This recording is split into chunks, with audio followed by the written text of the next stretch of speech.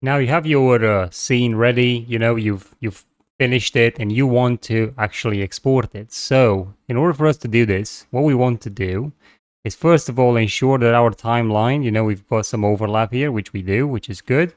Make sure that this overlap goes above frame 0, and then all the way here at the back again, you've got overlap, which we do now anyway. And this is important because if you don't do that, you're going to get artifacts at the beginning and end of the sequence when you render. So now, what we want to do is go into this button over here where it says render this movie to a video or image from sequence. And this panel will then open. And this panel will allow you to add some settings into it. And in here, we're going to go through the basic stuff that you need to know in order to export your cinematic.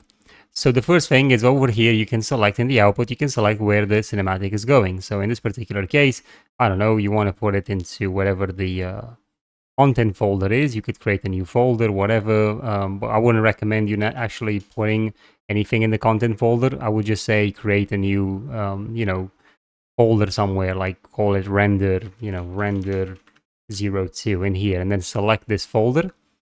And then what you'd want to do is ensure that you're setting up the resolution, so maybe a 1080p. I would recommend first sort of exporting at a lower resolution to see how it plays out before you actually move on to do the final render.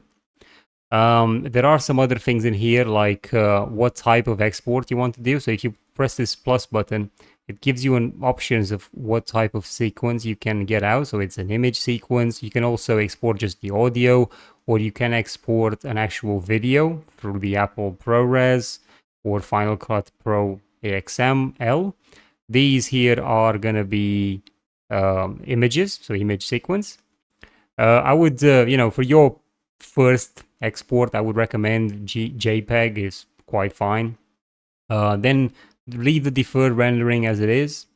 And then if you want to add some stuff on top of this, you can also press this plus button here and add an anti-aliasing option, which will allow you to set samples for how accurate the edges of each of your scene can be. What I would also recommend is that you override the anti-aliasing and leave this method to none, and add some temporal sample count. Now remember, the higher this number, the more images per frame it will render. So let's say we put this at 4, we're actually going to render 4 frames for each frame in the sequence. So if we have, I don't know, 100 frames, then that's going to be 100 times 4.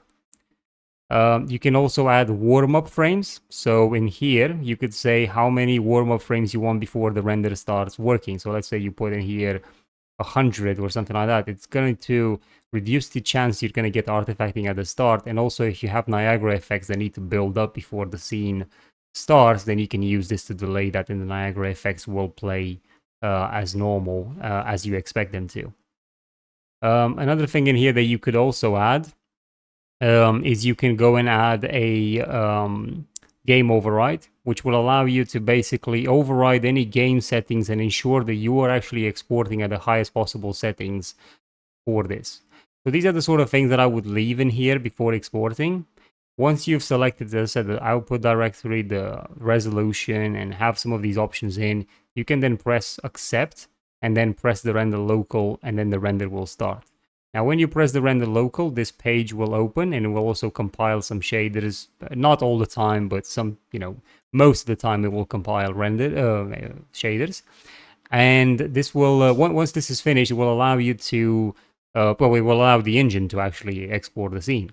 And you won't need to compile the shaders every time. You just need to do this for the first time you're actually exporting the scene.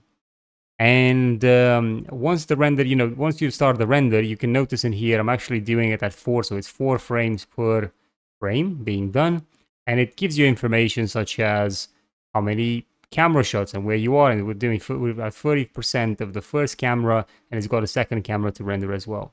Then it's going to say, how many frames you want to get, what's the elapsed time and time remaining. And you see all the candles, even the Niagara one and the Embergen candles from the course are showing up in here.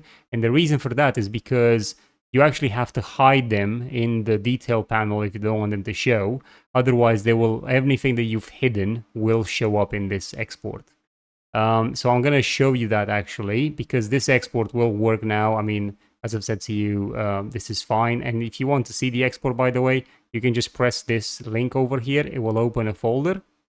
And then in this folder, you will be able to see your export. So let's say, I don't know, we're looking at this sequence here. This is the export right here at 1080p. Yeah, this is how this looks like.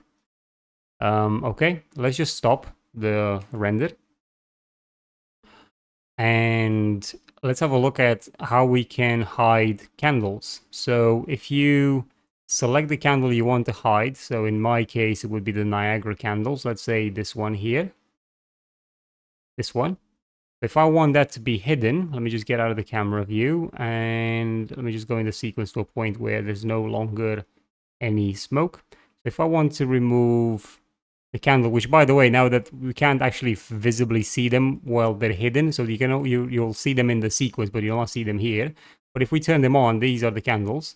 If you want to hide this, for example, you literally have got to click the actor hidden in game, and then it's not going to be there anymore. You're not going to be able to see this candle when you render, and you're not going to be able to see it here either unless you press G, which will show you all the elements in here. But if you press G again, it will disappear because this is like the game view. This is like the game view, and this is the viewport view with the G key pressed. That's what happens.